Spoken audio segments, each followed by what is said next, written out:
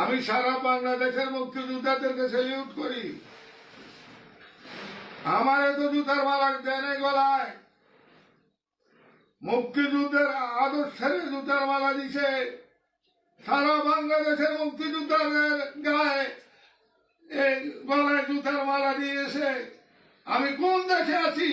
আমি যে দেশের জন্য এক সাগর রাষ্ট্র রক্ত গেছে সেই বাংলাদেশে আছি, না পাকিস্তানে সে বর্বর বাহিনীর পাকিস্তানে আছি?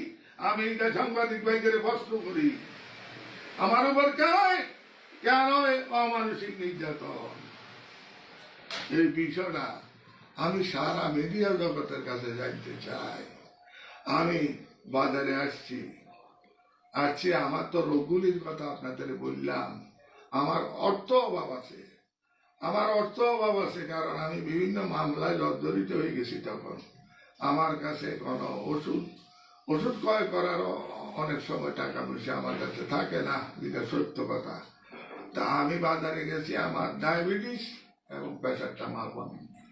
আমি প্রেশারটা মাপামু এমন সময় এই ছেলেরা বাইকে তো নামি এমনি আমার ঠাত দিল। তা আমি তো সাদা মনের মানুষ, আমি গেলাম, কিরে বাবা আমার কেন ডাকলে? রে শাল আসবে না, তোর মুক্তিযোদ্ধা তোর একটা জব করুন। আমি করি বাবা তুই কেন কিরম করতেছ? 9 বছর তো আমি বাড়ি করে নাই। আমি কি অপরাধ করলাম? কত ছেলে তোর এখানে রাত বছর